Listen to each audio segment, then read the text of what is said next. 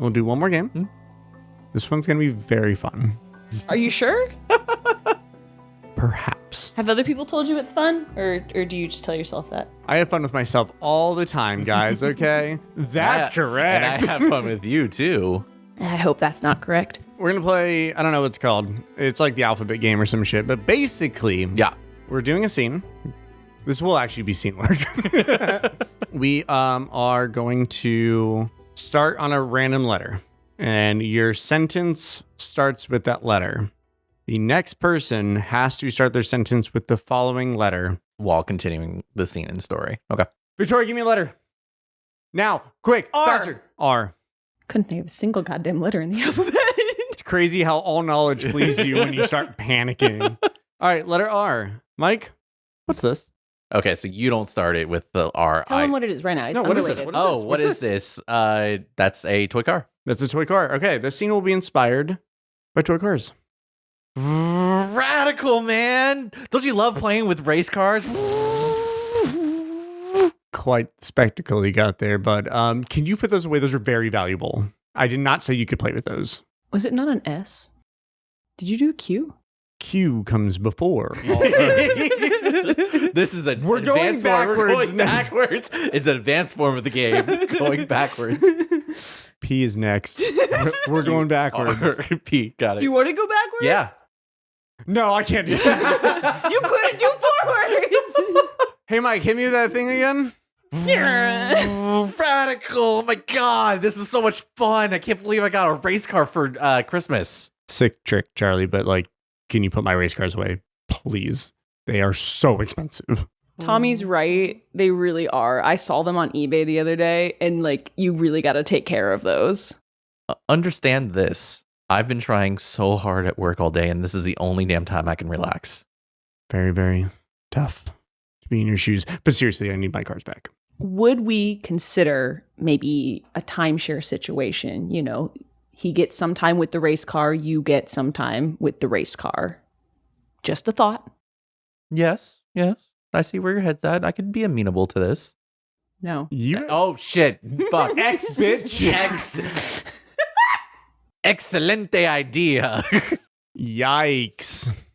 Zebras can drive cars, and that's really sad for them. They got nothing. An idea I had when I was playing with this car. What if we did put a zebra in the driver's seat? Bold move, Cotton, but I don't think a zebra could fit in there. Have you seen how fucking huge zebras are? They're like, you might need one like twice as big. Can you be a little less judgy? We don't know this zebra personally. They might fit in a car. Do you not have an imagination? Honestly, like you can just get a little figurine of a zebra. Why are you thinking full scale? Are you going to try to kidnap a zebra from a zoo? Everyone's such a fucking critic today. Can I just have my goddamn cars back, please? Fellas, it's never that serious. These are just toy cars. Let's be civil about this. Golly, forgive a guy for just trying to fucking enjoy some time with some race cars. Oh, hell if I know what I'm going to do if you break those. That's like literally my retirement fund, by the way. I think I might just write you a check for them at this point because he's gonna keep playing with them. Just saying. Shouldn't put all your eggs in one car basket. Conjure really cool. Almost as cool as zebras. Kangaroos may fit in there better, actually. Now, we can go to the zoo. We can get a zebra. Or we can go to Australia. I got a buyer there. We can sell the cars there and pick up a kangaroo on the way home. Let me know how that plan goes for you. I'm curious. I just don't think it's going to work out. Mate, I'm all ready to go to Australia. No, you have to work on that accent. That is horrible. It's more like, mate, we gotta go work. We'll workshop it. Or nor. Please. Both of you. We all gotta practice this, all right? Quite. I was like, oh, it's the Q again. It's the Q, yeah. Man, that was fucking horrible. I felt pretty good about that. We started with toy car and made it all the way to bad Australian accents. Yeah. And No, that's that was it. actually really fun. And that was improv, baby. Typically, that's also a 2-person game. So, like, you're kind of like always know what kind of letters Sure. you're going to get. Yeah. Also, in a 2-person game, whoever gets X also gets Z. Oh. So, my new go-to for Z is Zoran Mondami. Zoran Mondami doing a great job in New York right now. This episode contains spoilers for, you guessed it, Warbreaker. Welcome back to It and Also Remember our podcast eventually. AWROPE for short. You didn't forget that Good time. job. Look at that. We did have to restart the intro 3 times last time. Do we feel good about it, though? Welcome back. No, it's fine. It's fine. It's good. We are picking up where we left off with our Warbreaker discussion because we have been so fast getting through all of the content. So fast that I've almost reread the entirety of Warbreaker since we last recorded. I have less than 2 hours left. I was listening to it at 2.7 speed to try to get it all done today, but I could not. So I made it to where we were at last time, which does not help me for this episode. I've also read the entirety of Words of Radiance since we started. It was pretty much the entirety of Words of Radiance. That's true. And how are you feeling about it so far? Good. I need a That's break. great. My brain is soup.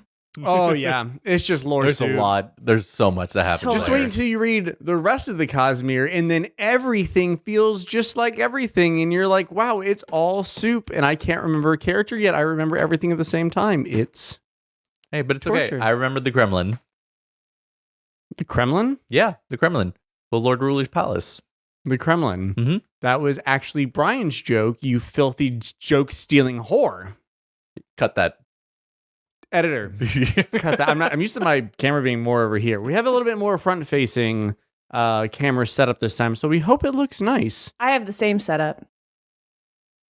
Very good, Mike. The thrill is taking him. Have you met the thrill yet? No. It's No. been mentioned. But Bluth is a crab. Bluth is a crab. We'll die on that hill. Bluthfinger. Am I right, guys?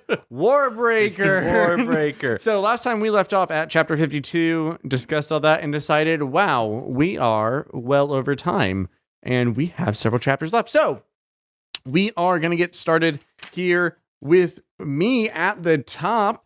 Any notes before we start? Please watch this in 2.7 times speed and just let us know how it is. Does it do better than the audiobook? Comment below. Considering when the audiobook's 1.0 speed is, Vivenna went It to hurts. It's painful. the restaurant to find Jen. Even at 2.7 speed, I'm like, I can comprehend this, kind of. More. I did progressively through Words of Radiance, just keep speeding it up. Like we started at like a 1.5, and then it's like by the end, like it was just we're keep going up. Oh, yeah. Tony's gonna be like 1,000 times speed. And it's gonna be like the Matrix scene of like, My eyes roll back in my head, and I was like, I know kung fu. I can recite all of Kaladin's lines. I'm sad. Damn it. I was going to say that verbatim. Literally verbatim. You want to try again? Vivenna. Vivenna waits up for Vasher's return. Okay, where did we start before this? Lightsong like tried to storm and gets knocked out because they took Blushweaver, captured Vasher because they were walking through the tunnels. So they were walking through the tunnels. Yes. Blushweaver screams. Lightsong's like, I got this. Quickly finds out not a swords fighter, gets stabbed in the leg, and gets knocked out. Yep. He was so confident though. Mm-hmm. He was hella confident. He's like, maybe I know Kung Fu. He did not download Kung Fu. Like, No. he was not a Kung Fuist in his prior life. Is that the word for it? Yeah. Vivenna waits up for Vasher's return. He said he'd run out for milk and cigarettes and be back soon. She reflects on everything she's been through and everyone she's met. Siri wakes up to shouting and quickly rushes to the door to see if she could escape. The door actually opens and Trelodies, Nuts. thank you, comes in, telling her to come with me if you want to live. She protests, but is grabbed by Trelodies' Nuts. soldiers. Nuts, plural or possessive. Nutses. Sorry. Nutses. Trelodies' Nutses' soldiers. Old Chap and Nightblood. A fisherman named Old Chaps is out in the bay fishing in the dark. He hears a voice in his head suggesting to him to shift his net. He decides to listen to the strange voice, shifts the net, and pulls it up when something catches in it. In the net, he finds a silvery sword with a black handle. New sword just dropped. Old sword, very old sword. No, that's new. New to us. New to the scene. Vasher wakes up to find himself tied by his wrist to a hook in the ceiling. Hot. Death starts interrogating him and goes on to torture Vasher as well. The torture was in retribution for Vasher killing his sister. So warm. Vasher wakes up to find himself tied. Wait, I already read that. Vivenna gets up as dawn approaches and realizes Vasher never returned back from the store with milk and cigarettes. She decides she needs to prove herself that she's capable and competent. She grabs some of Vasher's spare clothes, awakening various pieces, grabs her sword, and heads out to find Vasher. Lightsong the Bold. Lightsong, Blushweaver, and Larimar have been captured and put in separate cages. Blushweaver is crying and reveals to Lightsong and Larimar that she's been working with the God King's priesthood the whole time and was tasked with getting the command phrases. Lightsong decides to try to break out of his cell and asks Larimar what's used to pick a lock. Larimar finally reveals to Lightsong that he had been a scribe, an accountant for a local moneylender. He said Lightsong had always been a fool, and Larimar would always end up in trouble with him.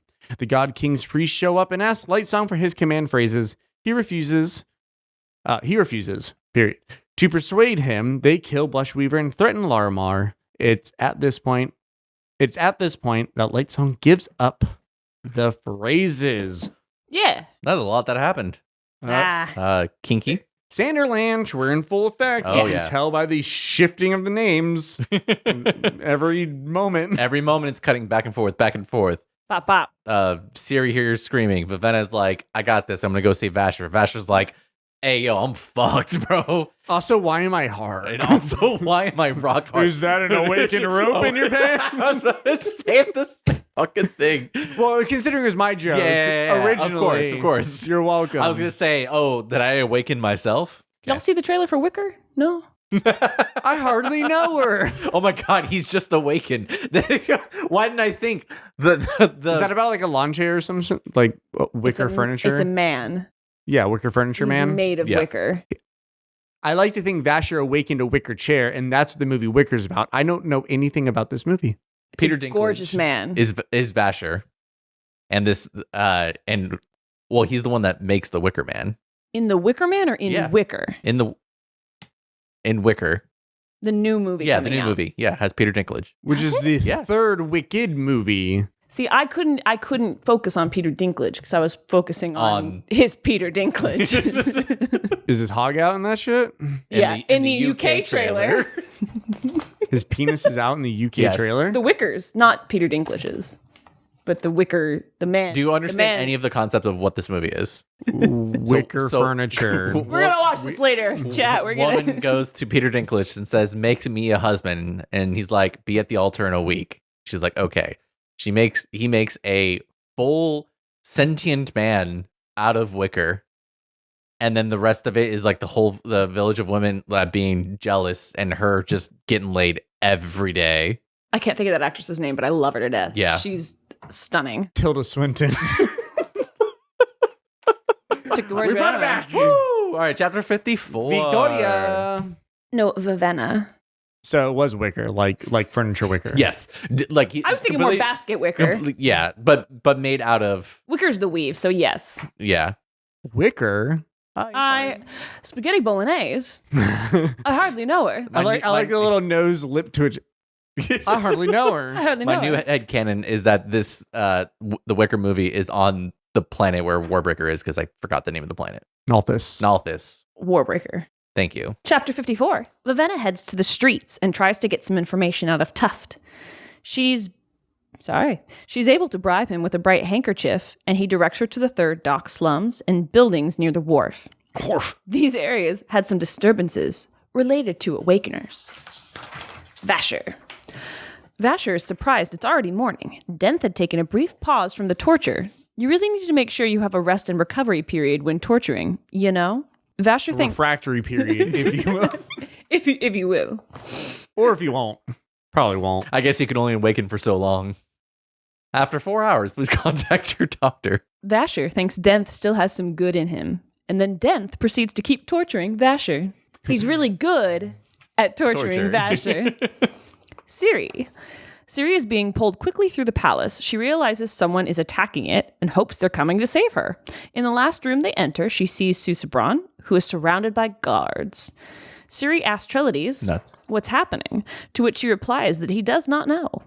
They plan to get the group out through a back exit when Brownfingers shows up. Why'd you write it? He starts to take Ciri and Susebron instead, looking to get to the docks, while the other priests give them time to escape. Ciri feels like something is wrong and remembers Lightsong's comments about being average and realizes it's the Pankal who are attacking the palace.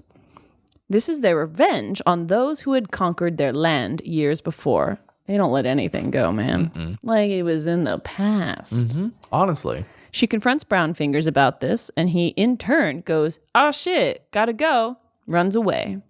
Ciri and the rest of the gang decide to try and fight their way out of the front entrance. Vivenna. Back to Vivenna. She quickly finds the place the beggar mentioned and hears Nightblood singing "Nobody knows the trouble I've seen, nobody knows my sorrow." Probably.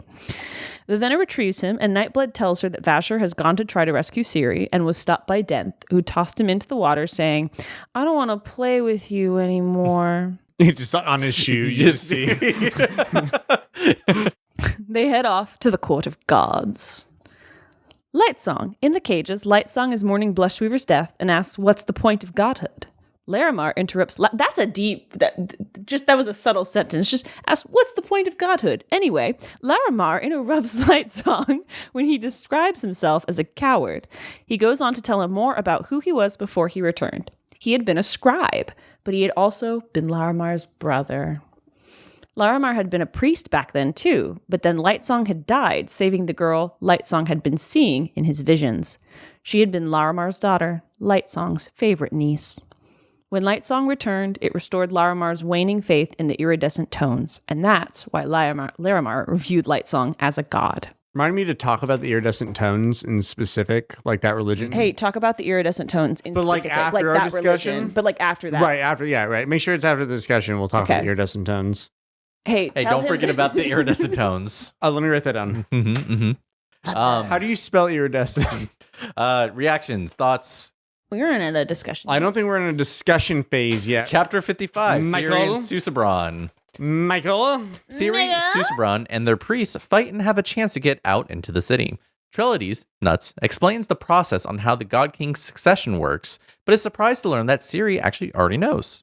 He's shocked that she believes they were planning to kill the God King. He explains that it's possible for the God King to pass on only his treasure of Peacegiver and retain his divine breath, but they're attacked by Lifeless before he can explain the process. Ciri and Susebron flee right into Bluefinger's hands, and the Lifeless kill Treleades, nuts, and the priest. Sad emoji. Sad emoji. Printed in black and white, and you can barely see it. Vivenna and Nightblood. Vivenna gets to the Court of Gods and asks to be let in. The guards refuse her entrance, and Nightblood suggests that they sneak in from the side. Can't go through the front door. Let us in, let us in. Hit it from the side. Let us out, let us out. She tries to sneak in and is quickly spotted. Nightblood says, "Draw me, I will vanquish this evil." She says, "Absolutely fucking not," and throws him at the guards instead. Was that a direct quote? Yes, direct. Yeah. She uses this distraction to run past as Nightblood starts killing people. As he's slaughtering the guards, and not just the guards, but the guard women and the guard children. You're supposed to say not just the guard men, but the guard women and the guard children. You fucked up your own joke, Michael. Yeah. Shame. Yeah, Michael. Yeah, Michael. Shame. Shame. Shame Dawson. As he's slaughtering the guards, and not just the guards men, but the guard women and the guard children. He's giving Vivenna directions. Make sure you use that cut in the I think you should use the cut where Tony said it. Just interject Stormfather, shut the fuck up. Sorry, the thunder's very loud. Storms. Is that a reference? Oh, sorry, can't go. Rusts. He's giving Vivenna directions on where to go to find Vasher before she gets out of his telepathy range. Lightsong. Lightsong tries to absorb this bombshell of information and the ongoing fighting and why they are trapped in cages. He realizes the priests are actually the Pancall. So they're all coming to the same realization. Siri tries to continue to get information out of Brown Fingers, as he leads them through the hallways. Susebron tries to punch one of the lifeless to escape, but they are quickly subdued. Blue Fingers receives Lightsong's command phrase and orders the attack on Idris. After giving the order, he tells Siri that he plans to enrage both Idris and Halandrin to commit to war. She figures out that he plans to kill her. Dun, dun, dun. Done. And we're done. Now, thank you all so much. We're going to have a 5th episode. Hey, iridescent. Okay. Okay, so the iridescent tones is the religion, right? And So you say. Well, that's what the returned are part of the iridescent tones religion. It sounds like a cappella vocal group. It does, yeah. We're the iridescent tones. Match pitch. La. That wasn't the same pitch. Sounded great to me. Please continue. I failed sight reading in high school. It sounds great to me. So the iridescent tones is a pretty interesting like religion, and the whole thing with the returned, right, is apparently they're all supposed to like do something when they come back. They're all like they have like a purpose and a point, which we will see like what Light Songs is soon. But it's like pretty much, it's not shown in the book, but basically like when someone dies and their soul is like taken and returned with like all this investiture and stuff, and they become a returned. It's said that like they actually view the iridescent tones, which is just like fucking rainbow like mural. Aurora Borealis. Oh, yes, essentially like almost like Aurora Borealis. It's like a giant scroll of the future. And they glimpse a part of it, but they kind of forget when they come back as a returned. So these dreams they're having is like, you know, he's having dreams about crashing waves and stuff like that, which is some stuff from his past, but he's also dreaming about Nightblood and like things that are happening because he viewed that future on this. So they get a bit of fortune during their interesting. And so that's why they have people paint for them and things like that to try to help them get recollection of like, they're just painting random scenes sometimes, but they're supposed to like basically see other things in these. Like he's like, oh, that's this war, and there's a woman with a sword in the middle, and Larimar is like, only you see that. Is it like an artistic way similar versus like the diagram? I don't want to talk about this just yet because there's something we see in Rhythm of War that almost nearly identically illustrates what I'm talking about. Oh yeah. I think I remember what you're referring to. Right. Okay. I'm sorry we're going to have to raffle you. I'm not in that book yet. You are not. But I got a few. We see a similar thing. Yeah. Yes, we do. And there's a part of it that's blacked out. Yes, we do. Essentially, the returned see something like that before they come back. They glimpse Fortune from probably Endowment herself, because she basically gives them like, so Alden Elsium has an incredible like video on this, so like check that out, because she can explain it way better than I can because I'm stupid. But, and Audrey's very smart. So yeah, check out that Iridescent Tones video. It's fucking sick. Anyway, that was my thing about the Iridescent Tones. It's so cool. No, that's super cool. I love that. The rest of these reveals, Vivenna and Nightblood kind of working together as an impromptu duo is super fun. And she's like, I'm not drawing you. Yes. Yes. Very much of just like, no, you can go kill evil on your own. Literally, people just like pick up Nightblood and just want to commit crimes and often just kill themselves with Nightblood. So that is a crime.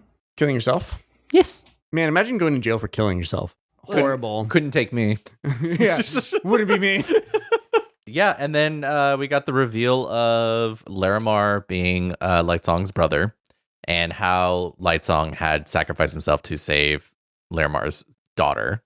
So touching. Favorite niece. I found it so fascinating, the juxtaposition of his energy as a god, and I feel like Larimar finds that problematic, like the way that he acts when he's the god versus when he was the hero. I find that fascinating. Also, sad. So interesting. I wonder, I've never really figured out what happens. Like, what happens if someone tells a return what they were before? What does that actually, like, what does anything like happen? Do they get some of those memories back once that like capital I identity and like that has been like established? Like, I don't know. I don't know what happens if one of the priests if Larimar had slipped it up, because then he kind of started remembering more stuff towards the end here. I think it probably I think there's some sense of them not knowing their past allows them to only focus on the visions and things like that. Like it removes that sense of needing to. It's like when you have a school uniform, so you don't have to think about how to dress in the morning because it's like it's already like decided. Right. And so I feel like maybe if they were to know, it's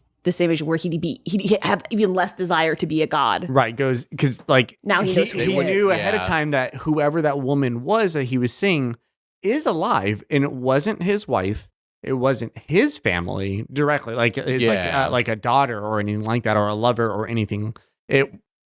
But he knew that person was still alive, and that made him really excited. Yeah, I think I really like your point too, because like they won't fulfill their purpose to move forward and figure out what it is that they're supposed to solve or provide the insights into the future of what they've glimpsed or be a part of the religion. They would go back to, oh, well, I was this person and I want to go remember all this stuff, and I'm starting to remember everything.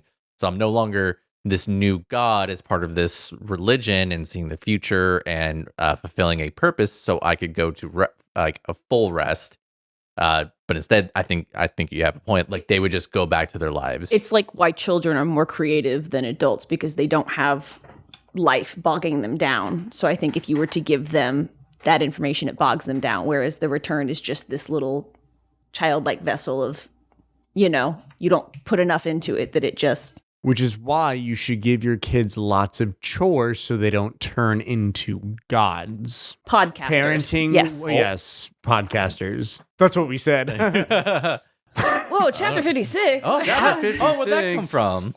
All right. We are back to Vivenna. So Vivenna makes her way. Making her way. Thank you. Outside the window of the room, Vasher is held in by Denth and Tonkfa. She attacks and is able to disable, thanks Mike, Tonkfa using an awakened rope. An AWROPE, if you will. If you will. We've already made that joke. I made that joke. Yeah. I made that joke. No, but yeah, I just made it first. Have you considered a man needed to make that joke? Hey, Tony, go back to the previous episode, edit it out of YouTube, edit it out of the episode, and then cut everything before this. Even better, just overlay your face on it, and then just do a bad like clip of you going, Tony, remove all of Victoria's parts in the past 4 episodes. I love being here.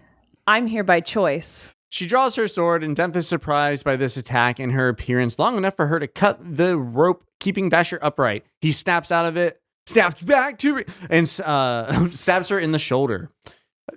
Denth goes to free Tonkfa from the rope, and Vivenna uses that moment to withdraw the breath she kept in the hand tassels and passes all of her breaths to Vasher. As she steps back away from Denth and Tonkfa towards the window, Tonkfa stops her.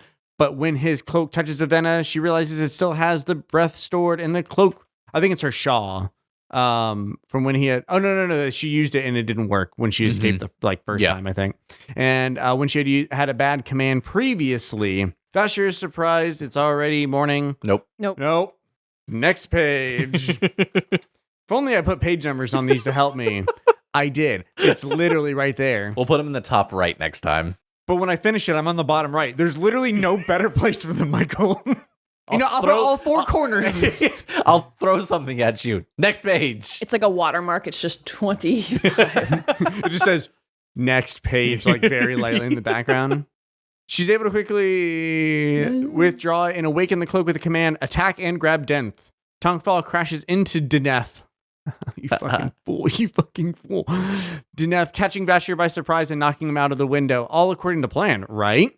Denth orders a squad of lifeless to go hunt for Vasher, knowing he would have survived the fall. You did right, Deneth.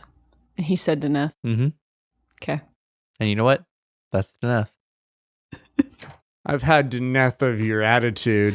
Wait, I do want to say I always like the like attack and grab death. Like it always feels like a wizard movie or something where they're trying to figure out spells and they're like, just say what you want to do. Right. Mm-hmm. Kinda. Is this the Lord of the Rings magic system? Yes. Just say what you want to do. Yes. Say what you need to say. Say what you need to say. I actually just finished the whole like investiture and command lesson that Vasher gives, and it is fascinating. And also that scale does change several times throughout the course of the Cosmere. So like a type 2 invested entity versus a type 1 invested entity and type 4. All those classifications change a couple times as we learn more about investiture. Have you considered that it's because they're all from different perspectives? You would say so, but no. I would not say that. Investiture. I hardly knew her. It's right there from the Jeopardy episode. Hey, it's right there. As well as Oops, I Sharded. If you haven't watched the Jeopardy episode yet, it's a lot. And it was fun. We did great. You all Experts. did fantastic. I think Victoria would have done even better. Yep. Okay, so as Vasher falls. Yes, Vasher. We're back to Vasher's perspective. As Vasher falls, he awakens his rope belt with the breath Vivanna with the breath from Vivanna to catch the wall and slow his fall. Rhyme. He then repurposed the rope and breath to support his legs as he approached the ground. I like to think he uses them as like extra like legs or like springs, like boing, kind of boing. like the enhancements like people have made, like the extra robotics. And That's kind of how I view them. Yeah, but with also like a spring because that's just really fun. They're like moon shoes. Once he lands, he then breaks his ankles in his moon shoes. Speak for yourself. I only sprained my ankle. Once he lands, he quickly finds a sword and engages the men trying to kill him, awakening the clothing of 2 fallen soldiers to help him fight. As 50 lifeless come around the corner, Vasher hears Nightblood again singing, "Nobody knows the trouble I've seen. Nobody knows my sorrow, probably." He withdraws the breath from the awakened clothing and makes a break for Nightblood, who's just inside. This time, Vasher doesn't hesitate to fully draw Nightblood and slay all 50 lifeless. Very, like, anime, like, sicko mode moment. Very, I picture him like Levi from Attack on Titan, and he just, like, he has his awakened ropes, it's just pulling him around, he's just, like, killing all lifeless. Have you even watched Attack on Titan? No.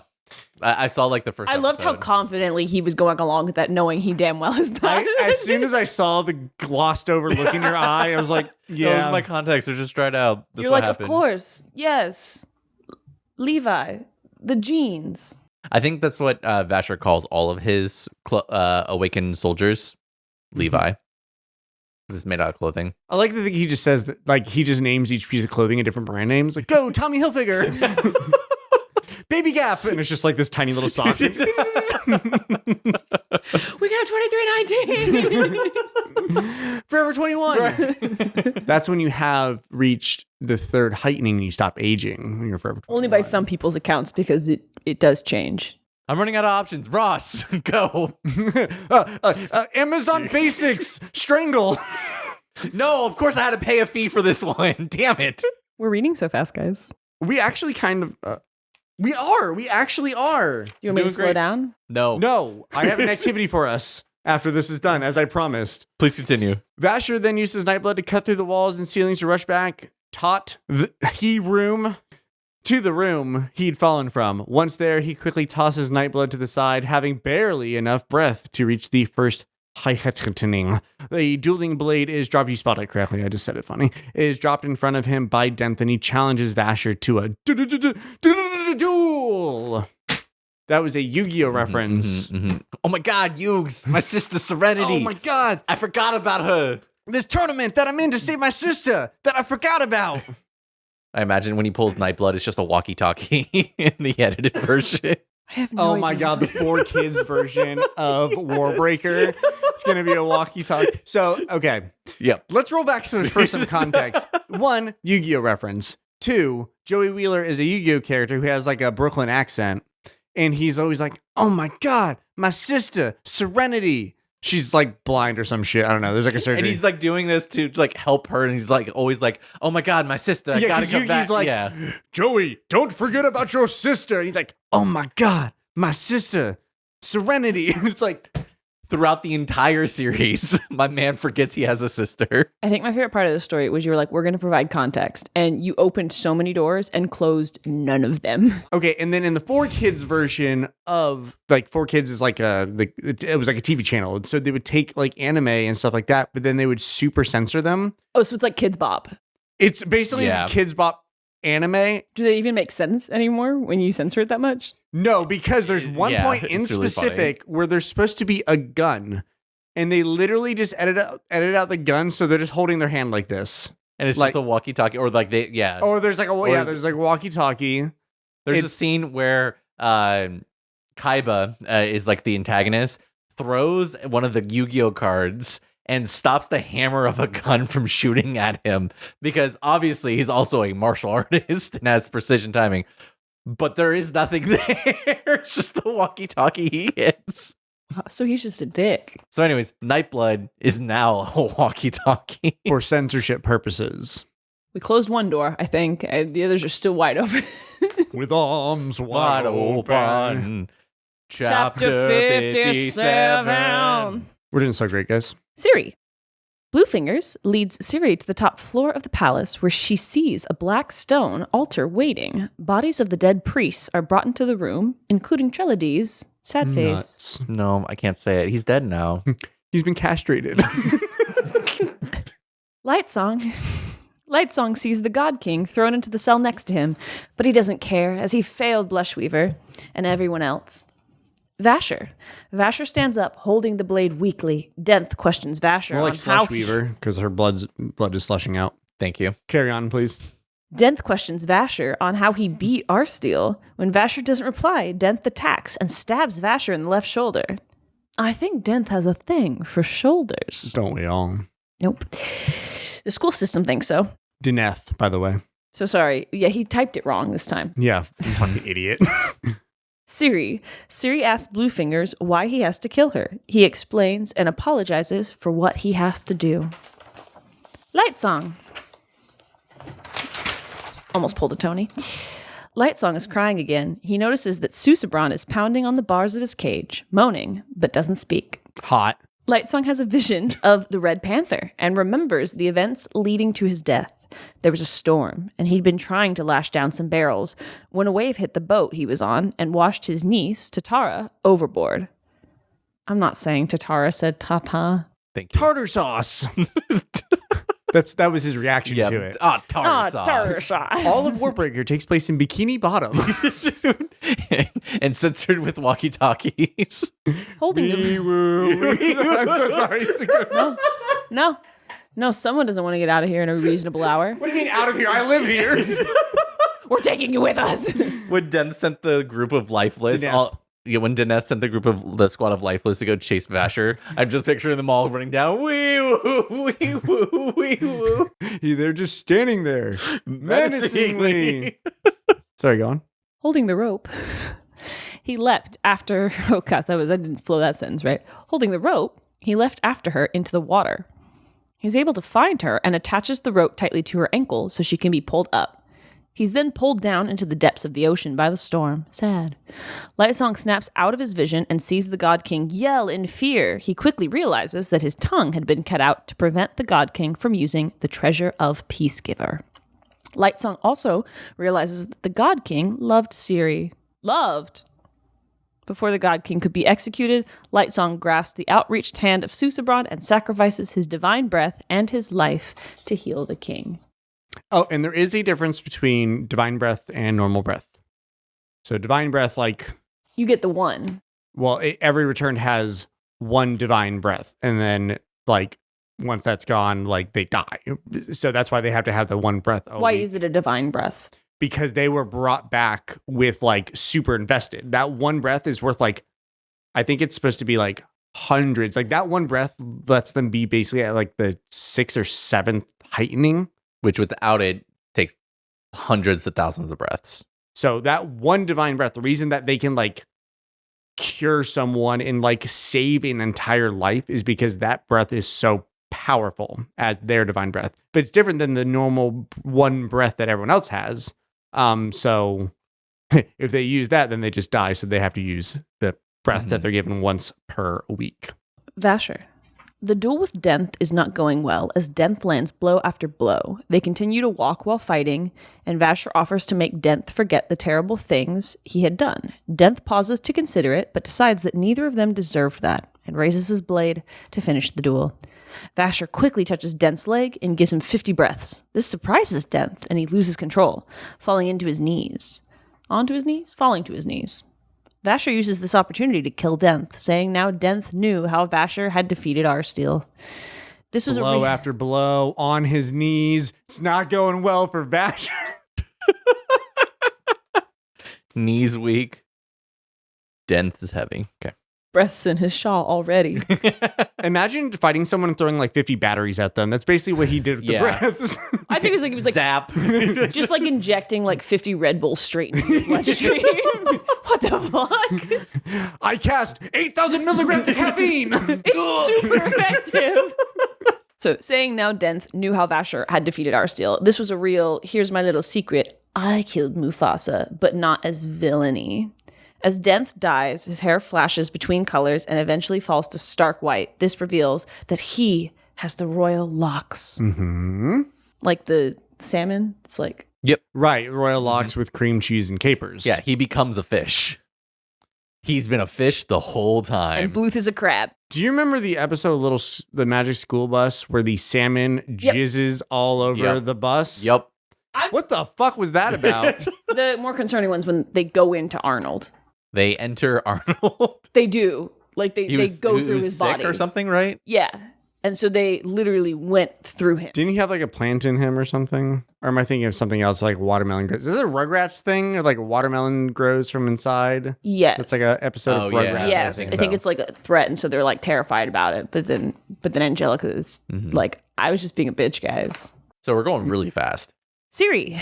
Remember Angelica? This is her now. And it's Blushweaver. Feel old yet?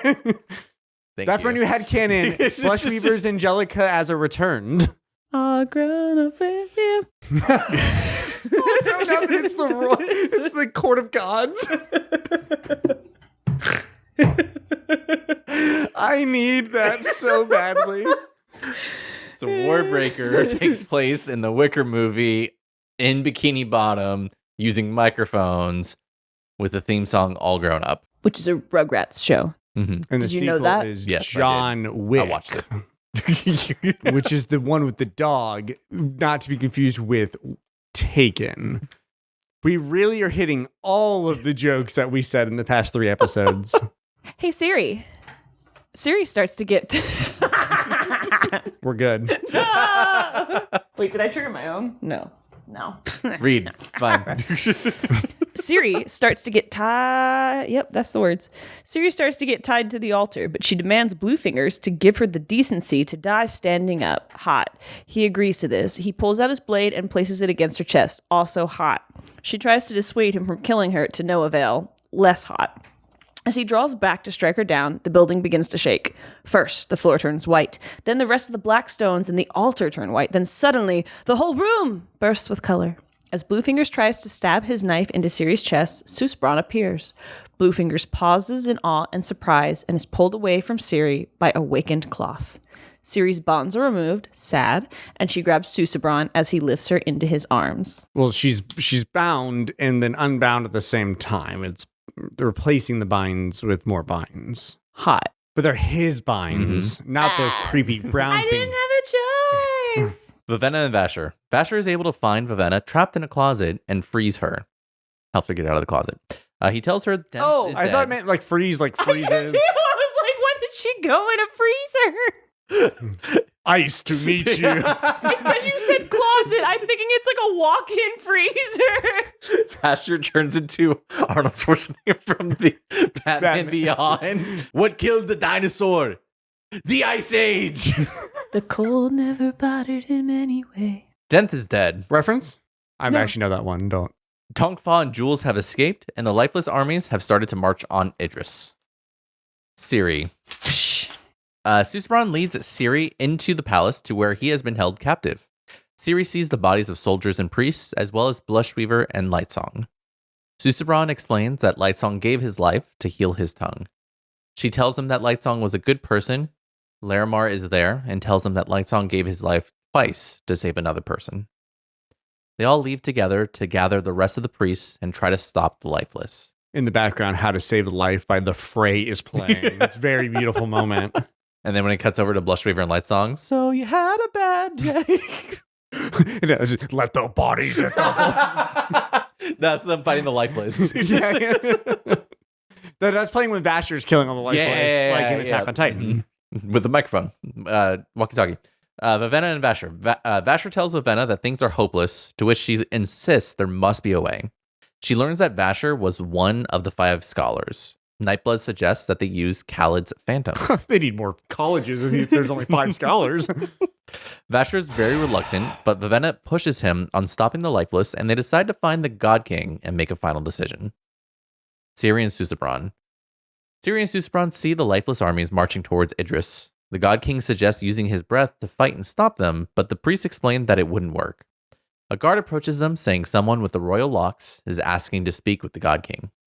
Vivenna is let in and runs up and hugs Ciri. Ciri in turn introduces Vivenna to Susebron. Vivenna asks the God King to meet with someone else, to which he does agree. I'm like, do you want to meet my husband? He's kind of the God King. She's like ragged. Oh my God, Vivenna, what are you doing here? Like, Vivenna's literally like, elegant. I came to save you. And she's like, from what? She's like on the set of Real Housewives to tell her. Have you seen this man? And he has a tongue now. And he's like 6 foot, like 5 or some shit. He's just massive. My husband. My husband. He's a little guy. Vivenna, Ciri, and Susebron wait as Vasher is given a garment to change into to ensure he couldn't awaken anything around the God King. Vasher talks with Susebron, explaining that he's the reason why the God King's tongue was actually cut out. Vasher alters his appearance and now appears as a returned. Susebron realizes who Vasher is and drops to his knee. Vasher gives Susebron the command phrase to Khaled's phantoms, the Dedenir statues in the city, which contained awakened human bones. And so, like, there's been like a lot of like, oh, there's legends that awakeners are waking up like skeletons, and skeletons are walking around. And in the part that I had just finished, when Vasher's explaining all this to Vivenna, is that apparently just he's like, you would never do that, because you'd have to waste so many breaths and align all the bones exactly the way they are. Just use a dead body. She's like, oh, cool. That's cool. Thank you. That was really specific information. But he's like, I have seen crazy things done with human bones. Meanwhile, he's talking about his fucking statues that are right outside the palace. I imagine like the Harry Potter, where Professor McGonagall tells all the statues to protect the school. Oh, and she's like, I've always wanted to do this. Deathly Hallows Part 2, right? I think so. Yeah. Because they're preparing for the war, right?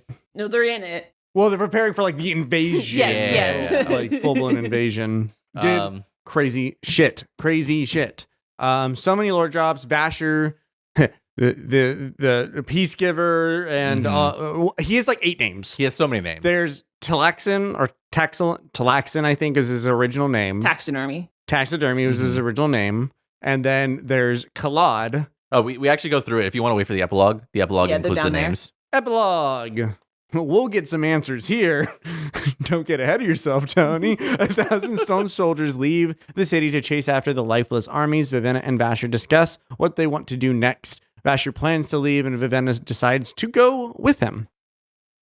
She asks Vasher who he is, Khalad or Peacegiver. Vasher says that he was both. He started the war and ended it. He names the 5 scholars himself. 10th, as we know, is Varachelides. Shashara, who was his wife that helped him make Nightblood. Arsteel, Claude.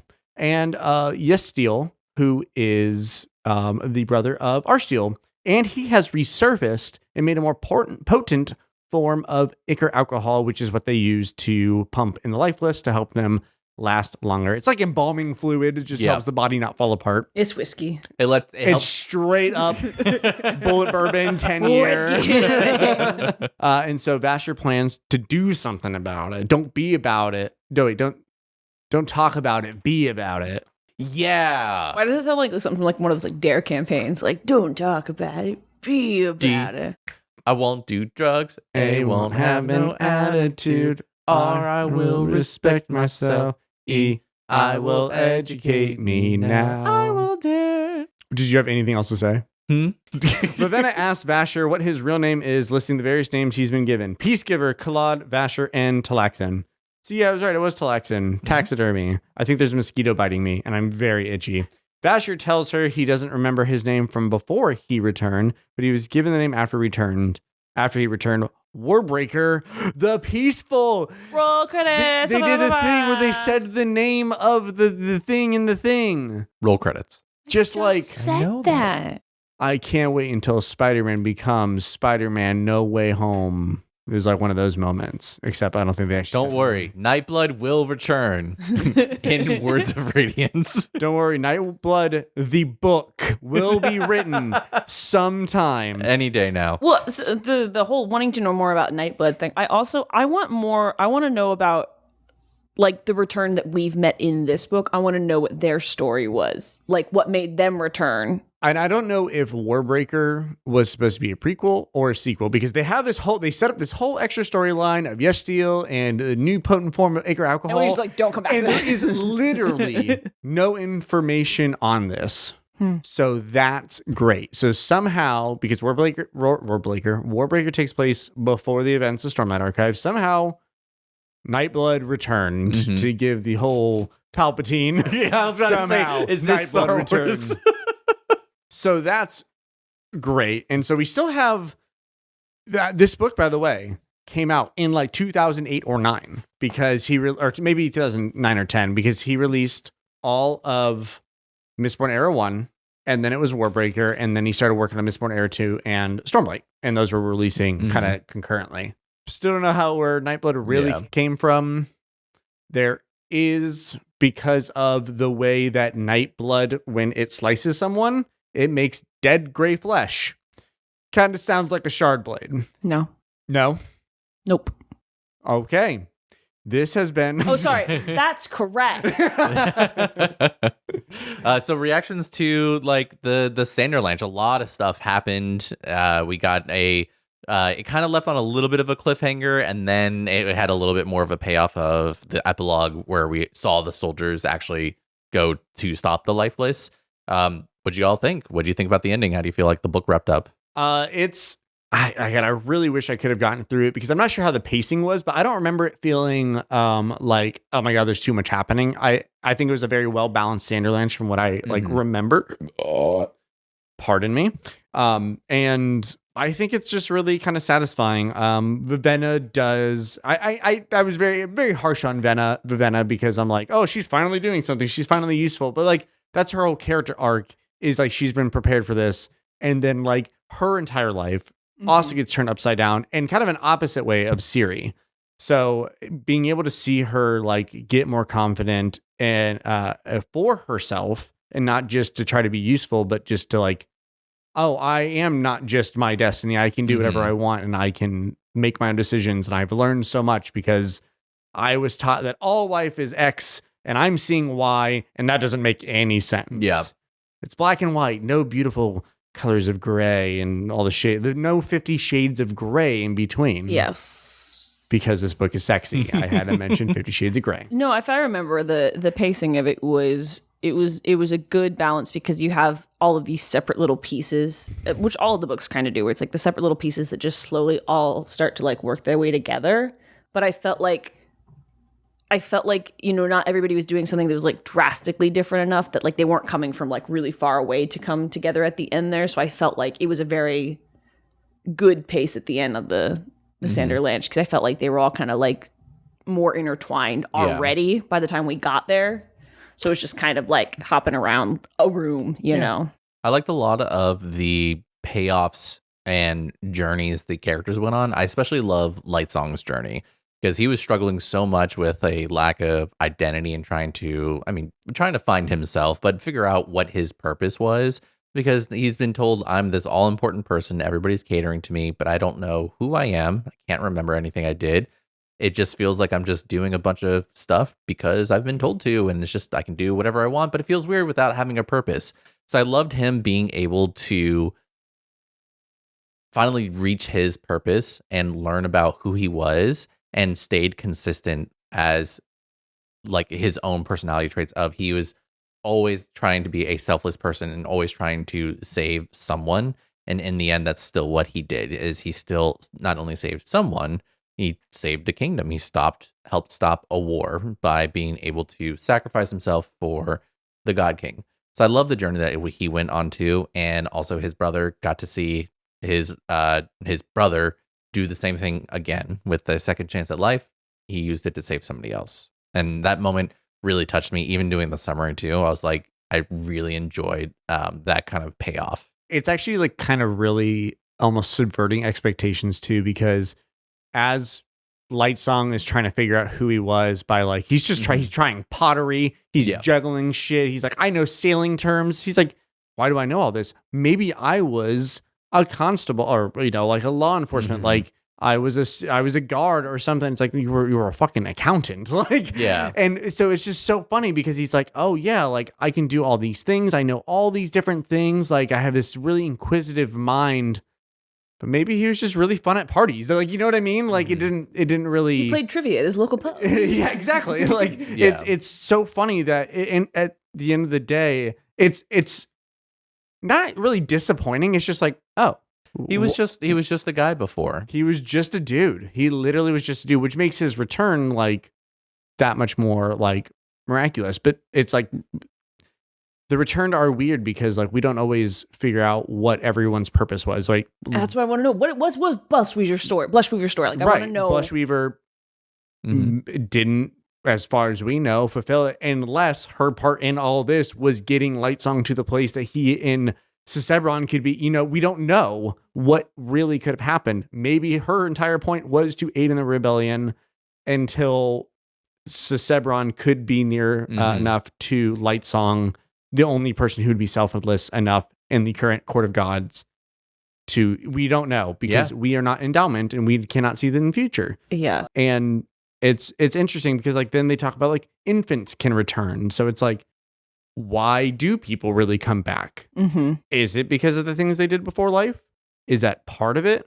Or are they brought back because their soul is like that pure? I don't know. Does endowment have an influence on it? Maybe. Is there meaning to anything? Probably not. I like that has been nihilism, the episode. I like in general how he writes the conflicts of religion and being for and being against religion and people's journeys with that. I really liked it in Warbreaker because I feel like it's always a main theme, but I feel like it's really like this whole society is the concept of that religion. But I like seeing characters that go through that journey, like Lightsong not fully believing in it. And even at the end, I'm not sure that he believes in it the way that they believe in it. Right. And I think that's a really fascinating, you know, like you get all those sides and nobody's side's right and nobody's side's wrong. I really like just the exploring of those different sides and, you know, states of being. But I like Lightsong's journey with it specifically. Like he doesn't give into it, but then he's like, okay, maybe this means something, but he finds his own meaning in what all of it is. To touch on that even further with Jules, because Jules is a Hallandrin, you know, she is of the iridescent tone. She willingly gave up her breath as a child to be able to pay for like her starving siblings and stuff like that. And Vivenna like feels bad for her, and you know, there's this whole conversation about, well, they can see their gods. They literally, like, there's a court of gods full of people who came back from the dead and a god king. And even Cosmere talking to Ciri was like, can I meet your god? And she's like, no one's ever seen our god before. He's like, what? He's like, I'm right here. But like, exactly. So it's so funny to have that like juxtaposition of these people believe in something completely different and they are walking around what people literally consider to be divinity. And you can physically see that, but your religion, your beliefs are personal to you. And Vivenna is a character that a lot of people latch onto because, especially a lot of people who are ex-Mormon or like left a church or left like a like oppressive religious kind of system, or one that was maybe against them, like queer people growing up in like very like conservative or Christian environments, and break away from that. And it's really difficult for them. A lot of people really identify with Vivenna in that way, I think. So yeah, there is a lot of commentary on that, especially from Brandon being a Mormon. I appreciate somebody's point of view being stronger in a religion, but not writing in such a strong sense one way or the other. Like, it is a very open-ended thing. And my history with religion makes me so in love with the way that he writes religion, and he writes characters that don't believe in it and characters that do and characters that just experience it differently. And I appreciate it so much. The Pon Call are interesting because they're like, they don't believe in the divinity, yet they tend to. They're like servants to the God King and the other returned. Yeah. Yeah. It's fascinating. I want to return to this planet and world so bad. Thank you. Because I want to be endowed with more stuff on this planet. Please endow me with more return. Endow me. So yeah, I would love to return to this world because I think it's so fun and interesting, and different versus like you still have like a lot of commonalities, right? Of using investiture, having intent for certain things to be able to do stuff, but then you have the measurements being instilled from here. Yes. You also have different levels that grant different abilities, which is also kind of can be compared to different ideals. Oh, right. But I just love the way it's being able to pass it back and forth with people. You have to give part of yourself into something to get it to work for you. It's just a fascinating system I'd love to come back to. What's interesting with that too is like breath is investiture. Breath is stormlight. The way they use metals to make investiture in Mistborn. Like, so how it works in Mistborn is your body is essentially like a temple. Yeah. Kind of. You have a piece of preservation in you. Everyone has a piece of preservation in them who is Metalborn. Yes, that's not indigestion. That's I gotta tell my gastro doctor. Like, hey, cancel my colonoscopy. It's just preservation. I'm a Mistborn. It's crazy. I got diagnosed. Anyways, I have this rusty spike I got stabbed with. And voices are telling me to kill you. Am I the asshole? Oh my god, imagine a Zane, am I the asshole? The voice inside the spike is telling me that I should kill everyone I see. And also date that girl. But then when she says no, kill that girl. I killed everyone she knows and is close to. She still doesn't love me. Yeah, she also doesn't love me. Am I the asshole? So basically how it works in Mistborn is Mistings and Ferrochemists take metals and, so Mistings and Mistborn in particular, they take metals and essentially convert metal to power, energy, investiture. As opposed to in the Stormlight archives, they take, archive singular. People get really fussy about that. The Stormlight archive singular. One archive. I know there's 5 books, but it's one archive. He's not passionate about it. No. But when you use it, it's gone, right? You use Stormlight and it's gone. Mm-hmm. And in Warbreaker, the breaths just change form. They don't go away. So it doesn't poof away unless you leave it or you die, and then those escape. I've always, and I could be wrong in the actual interpretation of it, the Mistborn thing I've always thought, because I've always thought that magic system was very rooted in physics as opposed to whimsy. So I felt Not like the shard whimsy. it's kind of like the concept of matter can't be created or destroyed. Yes. But I always felt like the Mistborn powers were like that too. Even though you saw in action, it was like, you know how like you don't see that the flowers are eating the carbon monoxide and spitting out, oxygen or vice versa. That was right? That felt wrong. Yes.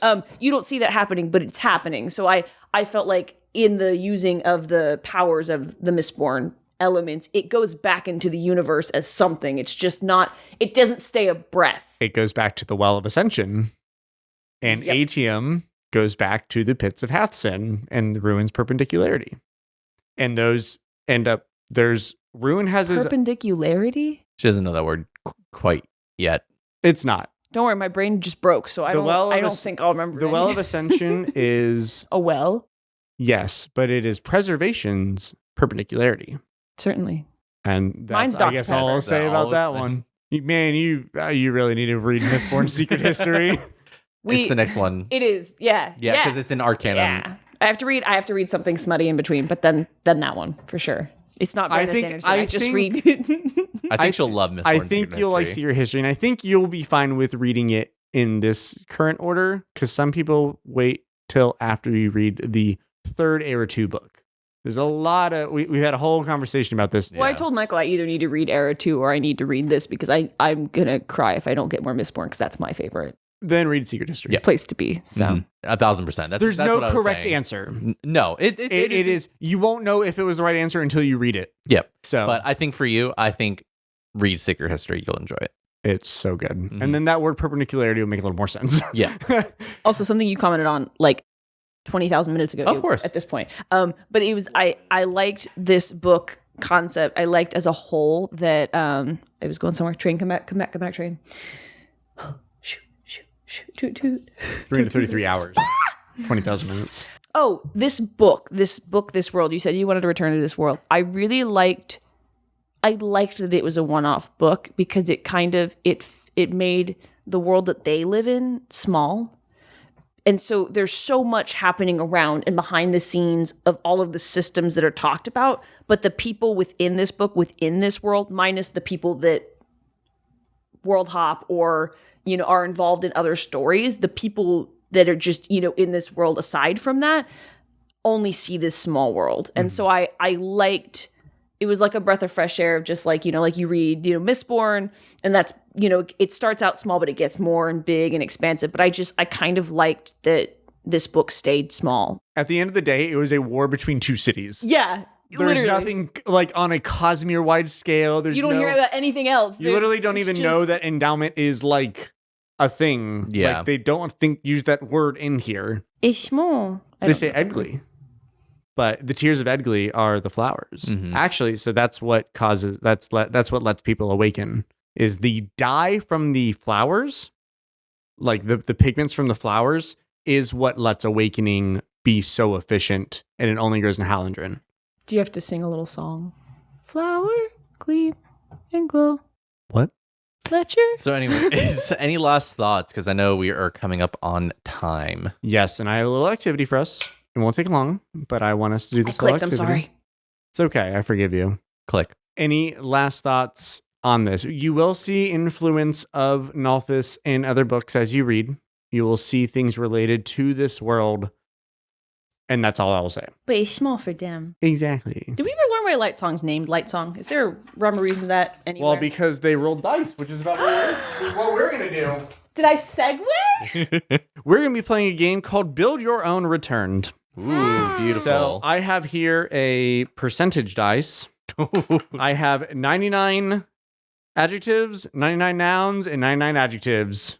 So the format's going to go... Oh my God, I love this. Blank, blank, the blank. Fantastic. And so this is what I want us to do. First, we're going to get our names. Okay. So I will... Actually, you know what, Mike? I want you to go first. Oh. That is Mary Jane's Stray Kids dice box that Brian made for her. Aww. If any of you are K-pop fans, I know there's a few of you in the Lift the Bridge group who like K-pop. All right. Here we go. Oh. Gotta be in the tape. Gotta honor the clock. 62. All right, your first... Did you add them? Yeah.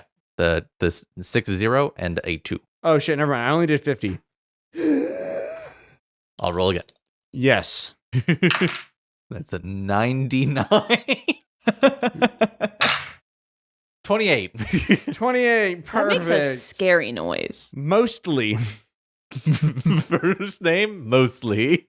Oh, we want to go around? Oh, yeah, that's what I'm thinking. Okay. Yeah. All right, Victoria. 8. It's just 8. Both say 8. Do you no, want to just one's add the 0, one's 8. Am I not adding the total? It's 0 and 8. So 8, yeah. If it's 00 and an 8, it's 8%. Oh, yeah, okay, then it's 8. Okay. But if you turn the zeros sideways, it kind of looks like an 8. Callous. Callous. Oh, not like Adjective callous, not like noun. a foot callus. So we have mostly, Callous. mostly, and we have callous. Callous. 000. That's fucking incredible. I've never rolled Wow, 100. That's 100. That is 100. Yep. That's funny. Can't do that. Maybe we should just add them like you were saying. I thought that's what you were No. doing. I'm so confused. No. No, it's 41. Okay. Supreme. Supreme. Ooh. Can you pass Beefy this to Michael? bean burrito. I fear throwing that off and breaking it. So I'm supreme. Let's get your noun. Mostly. 55 is too much. 18. These be clacking, yo. Mostly laugh. Wow. Mostly laugh. Wow. I mostly laugh. That is so apt. Mostly laugh. You are Yes. 90%. A human body's made of 70% water, but you're made of 95% laughs. Yeah, And the Michael other- being made just like a little bit of curly hair, brown eye. Oh shoot, mostly laughs. Damn it. Oh, and very loud. Oh, no. No, mostly loud. mostly loud. 46. Wait, yeah, 46. Island. Callus Island. Callous Island. Which is It's this the shape of a foot. The punk version of the Lonely Island. All right, I am 001. The one. Why do you So keep one. rolling a I don't know. 00? Hands. Nice. Supreme hands. Supreme. I also hands. believe this is the way you're supposed to look at percentile. If I got it wrong, whatever, it's still fine. Yeah, It's fine. I have Yes. no idea. 43. all right, so what were you? You were Mostly laughs. mostly laughs. The gifted. Ooh. Burnt out gifted child. Yeah. Oh, That is mostly this laughs. is wow. This is existential. Did somebody say neurodivergent? What are the odds that would happen and I would be named Mostly Laughs the Gifted? Wow. That is kind of terrifying. I can't wait to find out what Callus Island means about me. What is in these dice, by the way? Is it a frog? Oh, I don't know. Are they frogs? No. Perhaps frogs? I am questioning my statement of frogs. Maybe it's a turtle. Is it a kinda looks- hypnotoad? It looks turtley They might be turtles. or ladybug. Nah. I like turtles. Nice. One. You already had one, didn't you? But this is for this your is the name. adjective. Yeah. The Grump. That's perfect. That's so good. So, okay. So, mostly laughs, the gifted, Gifted. Callous Island, The grump. the Grump, and I am Supreme Hands, 42. Mostly Hands, the Alert. Supreme Hands. Supreme Hands, The The alert. alert. Okay. Now, the next part of this activity is we need to kind of describe our return. Ooh, okay. So remember, returned aren't all Adonis, like super ripped. Like there was like All Mother was old, which is weird because Mhm. she's only like 10. But you know, like in Yeah. terms of like she reached her age of being old as fuck. Okay. And she was just old forever. There's someone who looks like a literal like 6-year-old, but he's like 8 or 9 years old. And he Okay. looks like a child. So your character doesn't have to be like an idyllic, like ideal body. Like Blush Weaver is like a stick with tits. You know what I mean? Like she's like it's like Eternals where they're all like wildly different. Eternals or turtles. Eternals. Oh, okay. I was like, oh, turtles. Turtles are wildly different too. It's like Teenage Mutant Ninja Turtles. So we're describing ourselves visually. That's a sailboat, I'm pretty sure. Sail! Is it really? So the way I picture my my return character is like typical emperor, like Roman emperor style, laying out, big old belly, grapes, constantly, almost always drunk, a little bit drunk, always laughing, but is uncharacteristically sharp and witty. Sabarial. It is Sabarial. That is 1,000% accurate statement. I It can't is believe Sabarial's a return. Sabarial is a returned. You haven't got to spend like much time with Sabarial, have you? No. You did because Which one was that? That's who Shalon was working for. Oh, okay. A little bit. Not a lot, and though. Polona. Yeah, but not a lot. You'll get some more Sabarials. Sabarial's great. So yeah, my return You mean is Uncle Sabarial. Uncle Sabarial. How much money are you costing me? I loved his reaction of like nearly spitting out his drink as soon as she's like, "Oh, I'm here with him," and He's like, huh? What? he was like, "Yeah, sure, why not?" Yeah. I love Sabarial. He's like, I'm here for the plot. And then he belly laughs while being fed grapes. Yep. You don't even know just yet.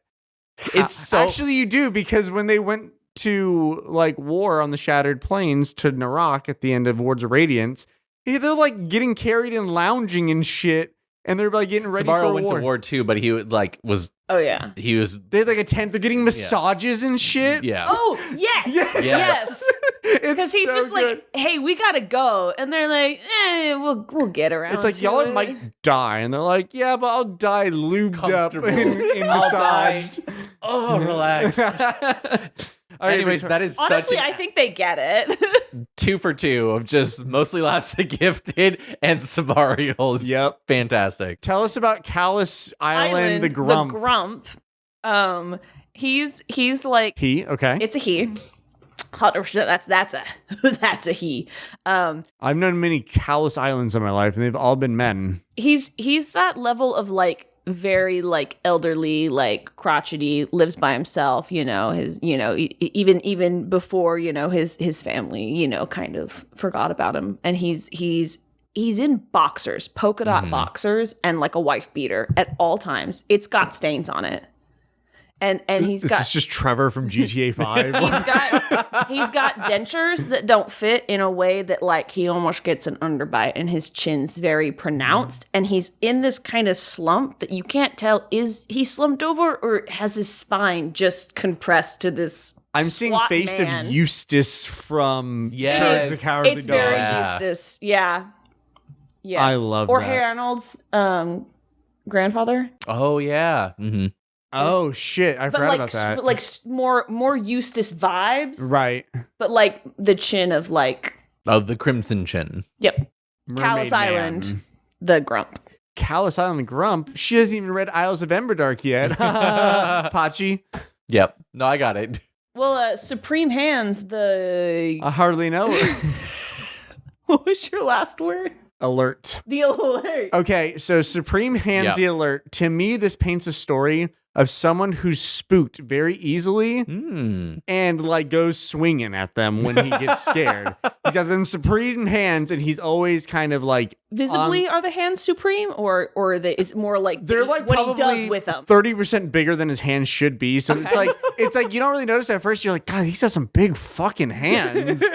So there's a couple things that popped into my head with your description. The Magic the Gathering card, Norin, I think the Fearful or Norin something. One of the goblins. Yeah, where every time there is a spell cast, he exiles himself. Yeah, I know exactly what you're talking about. What about him though? So like he's always alert and scared. So anytime anything happens, the concept is the card leaves. The card goes away. He skedaddles. Yeah, he's literally anything happens in the game, he's like, I gotta go. Am I this Oh yeah, card? Northern the Wary. Yeah, he's an old. Northern the Wary. How old is Supreme Hands? Probably pretty old. I like to. Are we all just a bunch of old guys? I like to think he's just like kind of has like one eye, and, like, kind of like a little like gruff looking, Mhm. like Yeah. very like old veteran, almost like Clubs. I'd say from Mistborn, right? Okay. Old kind of veteran type. Yeah. And he's just like, but he's real spry still, and so That's Skull Supreme Hands, right? so when his like high priest sneaks up on him, he just like bops him really like, "Ah!" and just like breaks his nose sometimes. So his priest is always wearing like protective gear, like they're always sparring. Right. Yeah, and then he like lifts his visor, and it's just like bandages across the nose from when he got punched in the face last time. Oh, have you ever seen like the Hulk smash gloves like, for kids? Yep. Mm-hmm. That's what I'm kind of His picturing for his actual hands, They're though. just big old meaty claws.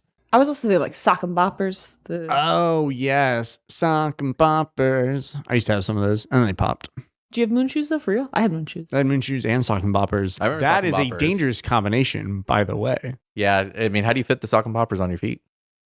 I also had a pogo stick. I used to do a lot of cool things on a pogo stick. And with that, we don't typically do this on the outro, but I did not hear anything you said. we don't typically do this on the outro. No, not usually. And with that, I've been Mike. I've been Tony. I've been Callus Island, the grump. And we will see you once more. Goodbye. Woo! We can throw these now. Woo! Mine didn't really separate very much. I lost one page. Yay!